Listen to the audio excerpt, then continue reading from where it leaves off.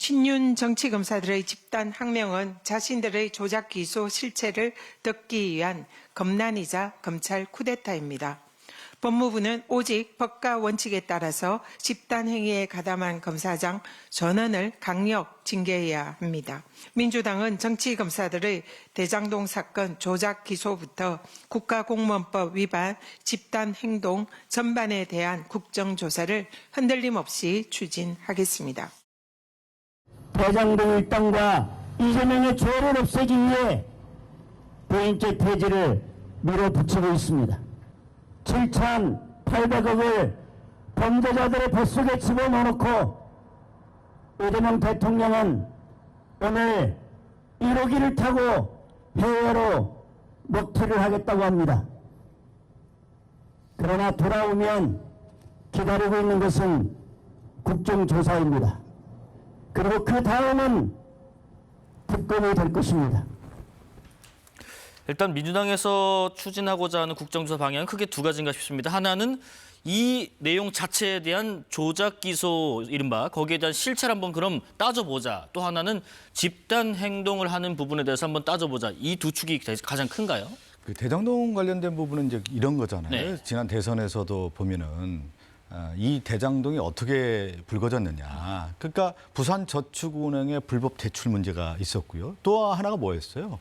50억 클럽이 있었잖아요. 검사, 판사들과 관련된 그 나눠먹기 식의 50억 클럽. 이 핵심 아니에요. 그런데 그 핵심의 이 문제에 대한 것들은 제대로 조사도 안 했던 거 아니겠습니까? 그러면서 이 화살을 결국 이재명 당시 대표, 대통령 후보 쪽으로 돌려서 지금까지 왔던 문제 아니겠습니까? 그런 가운데 지금 국정조사라고 했을 경우에는 저는 이제 불법 이 수사, 이 문제에 대해서 과연 검찰의 이 수사가 제대로 정당했느냐에 대한 부분을 조사를 하는 것이 마땅한 거 아니겠습니까? 네. 그런 측면에서 좀 접근해야 된다는 생각이 좀 들고요. 예.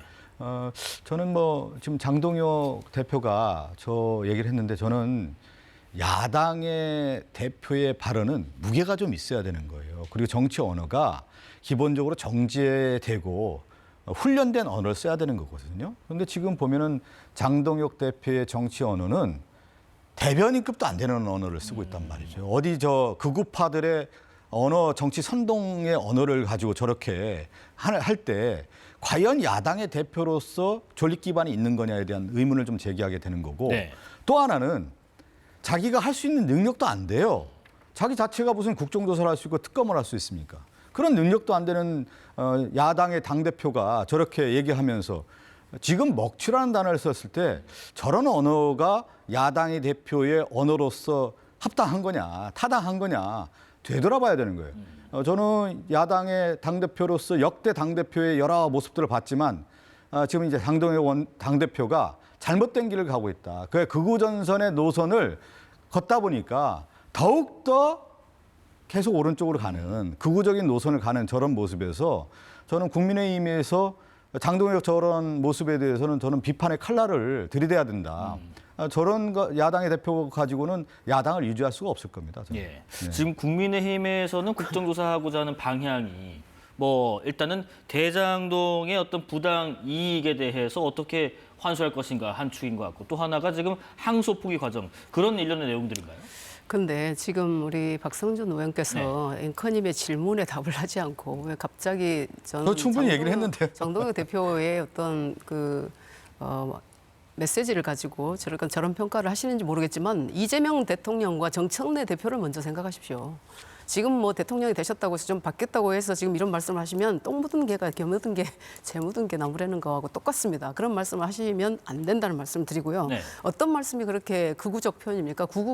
저는 극우란 다분히 폭력적이고 극단적이고 그리고 통성명도 하지 않고 그런 메시지를 날리든지 아니면 이런 극단적인 부분들을 저는 극우라고 하는데 네. 그런 부분은 없어요. 장동혁 대표가. 그리고 지금 법사위에서 이 민주당이 국정조사를 하자라고 하고 있습니다. 아, 주체요. 네. 그런데 생각해 보세요. 법사위가 이미 민주당이 장악을 했습니다. 저는 이 말씀을 꼭 드리고 싶어요. 이게 추미애 법사위원장이 운영한 법사위를 그동안 보시면 이 야당 의원들에게 발언 기회를 제대로 줬습니까? 무조건 표결로 하자 해가지고 위원장을 폄훼하는 위원들은 마이크를 주지 않겠습니다. 얼마나 반복적으로 그랬습니까? 네. 그런데 결론이 정해진 표결은 저는 폭력이라고 보거든요.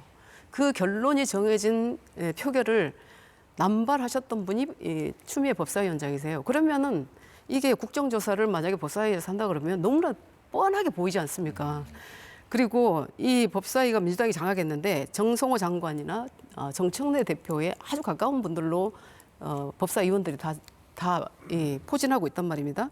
근데 이 사건의 본질은 집권 세력의 법무부의 외압입니다. 이 사건의 본질이. 그리고 검찰 독립성 침해고요. 공정성이 담보될 별도 국정조사 특위를 하는 게 특검을 하는 게 맞습니다. 그 반대하시나요? 5대5 여야 동수 뭐 특위 말씀하신 것 같은데 법사위에 있는 게 적절하지 않다라는 겁니다. 특위의 구성도요. 예. 제가 이제 그 원내 수석을 해봐서 이제 말씀을 드리는데 기본적으로 특위의 구성은 의석수에 비례해서 특위가 구성이 되는 거예요. 네. 그렇기 때문에 그 지금 얘기하는 야당의 주장이라고 하는 것이 5대5라고 하는 거예요. 제가 그런 얘기를 드렸잖아요. 민주주의의 기본 원칙은 어떤 거냐. 기본적으로 국민의 민의에 대한 반영이고 그렇기 때문에 특위 구성이라든가 상임위 배정이라든가 그 구성위원들도 다 그렇게 정해져 있는 거 아니겠습니까? 그런 차원에서 이제 특위 구성이 된다는 말씀을 좀 드리는 거고 이번에 이제 사건의 어떤 본질적인 측면은 검찰이 불법 수사라든가 조작 기소 이런 부분에 대해서 핵심이 있다라는 부분을 좀 말씀드리는 겁니다. 네, 한 가지가 더 있습니다. 아까 그 잠깐 언급이 나왔습니다만은 배임죄 개편 관련인데 지금 대장동 사건 이른바 항소 포기 이후에 지금 여권에서 꺼낸 배임죄 개편 이게 지금 정치적 공방으로 또 이어지고 있습니다. 국민의힘에서는 지금 이 대통령이 기소됐던 대장동 개발 비리의 핵심 혐의가 바로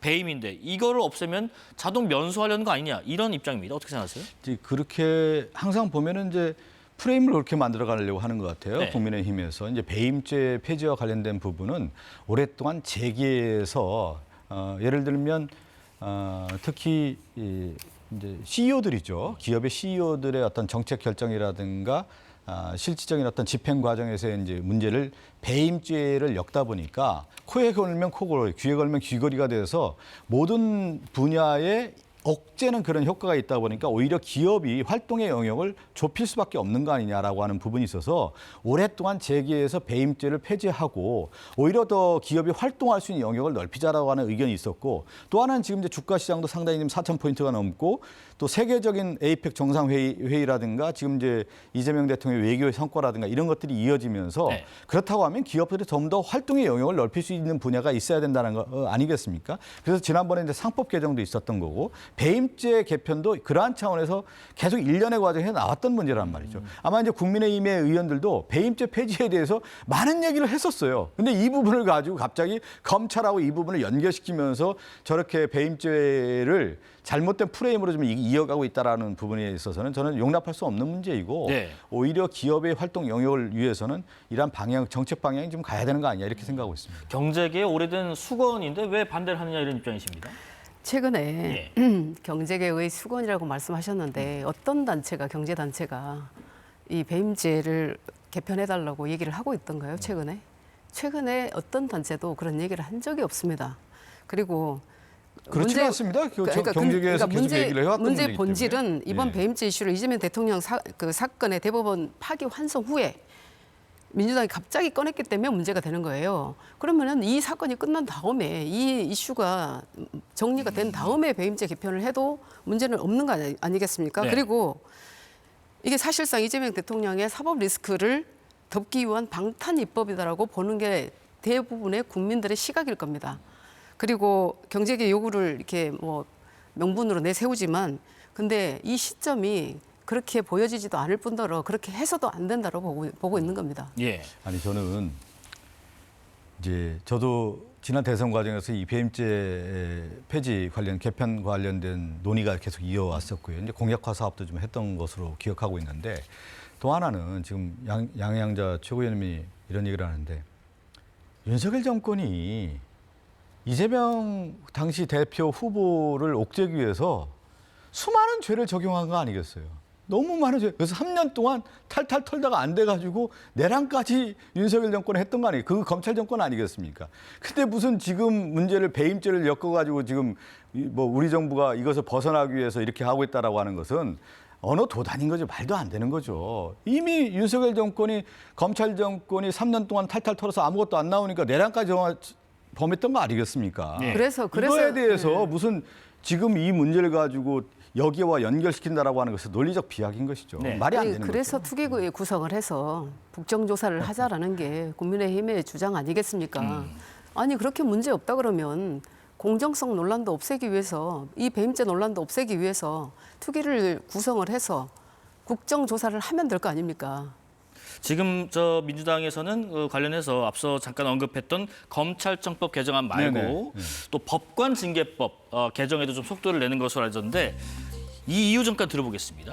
저는 이제 제가 그 초선 할 때 이제 법사위를 좀 했거든요. 예, 예. 이제 법사위를 하면서 깜짝 놀랐던 게 하나 뭐냐면 저도 이제 방송국 출신인데 예를 들어 방송국의 직원이 비리 문제라든가 예를 들면 금고 이상이라든가 뭐가 되면 바로 그냥 파면 사유가 되는 거 아니겠습니까? 방송국만 내도 그래요. 근데 법을 집행하고 적용하는 검사라든가 판사가 사실은 취해법권 지역에 있더라고요. 예. 어떠한 죄를 지더라도 그 판사 영역에서 검사 영역에서 감찰 기능이 제대로 없다 보니까 그냥 무마시키면 이것은 그냥 죄가 되지 않는 그런 문제가 있다 보니까 오히려 지금 차제에 검사 징계법이라든가 네. 판사들에 대한 문제들까지도 특히 이제 법을 왜곡해서 적용했을 경우에는 법 왜곡죄까지 적용을 하는 것이 마땅하다라고 하는 것이 지금 이제 오랫동안 학계에서 많이들 학계에서 많이 제기가 됐던 문제입니다. 네. 그런 차원에서 향후에 사법부 개혁이라든가 검찰 개혁을 하는 데 있어서 이 법에 대한 재편 과정들이 필요하다라고 하는 것이 지금 나와 있는 것 같고 그것이 이제 논의의 숙성이 되다 보니까 12월 정도에는 이러한 법안들을 통과시켜서 사법개혁, 검찰개혁을 마무리하자라고 하는 것이 민주당의 일관된 주장인 것이죠. 지금 예. 그럼에도 불구하고 그동안 법관이랄지 검사랄지 네. 이런 신분을 가진 사람들에 대해서 공무원처럼 탄핵 없이 파면하지 않았던 그간의 이유가 있었을 텐데 어떻게 생각하세요? 그러니까 이제 역시 헌법상에 그런 이유가 있었기 때문에 헌법상에 독립된 준 사법기관의 일원으로 명시가 돼 있는 거 아니겠습니까? 그러니까 탄핵 없이 파면이 가능하도록 하는 것은 사실은 권력의 입맛에 따라서 이게 정의를 재단하겠다라는 것이기 때문에 그것을 막고자 독립된 준사법기관으로 헌법에 명시돼 있는 거고요. 이게 위험한 시그널입니다. 지금 이런 하필이면 대장동 항소 포기 상황에서 이런 일들을 이렇게 지난 정권에서 문재인 정권에서 정권을 잃고 나서 했던 것처럼 또 이런 일들을 반복해서 하는 것들이 저는 굉장히 위험한 시그널로 보여지고요. 네. 법관 징계법 개정 역시 현재 추진 방식대로라면 외부 통제 강화를 빌미로 해서 사법부 독립을 약화시킬 우려가 있다. 이런 네. 말씀 드리고요. 그리고 민주주의라고 하는 것은 삼권 분리 원칙이지 않습니까? 그것을 훼손하는 일은 절대로 용납돼서는 안 된다고 보고 있습니다. 그리고 검찰개혁, 사법개혁 정말 민주당에서 얘기 많이 했거든요. 윤석열 정권의 문제점들도 다 알고 있는 상황들 아니겠습니까? 만약에 검찰개혁, 사법개혁을 제대로 하려면 70년 사법체계를 완전히 뜯어 고치고자 하는 건데 그러면 야당과 여당이 함께 힘을 모아서 함께 해야 되는 것 아니겠습니까? 근데 왜 하필 지금 이 대장동 사건에서 이런 법들을 이렇게 살라미 전법처럼 이렇게 하고 있는지 저는 국민들이 용납을 못할 거라고 보고 있습니다.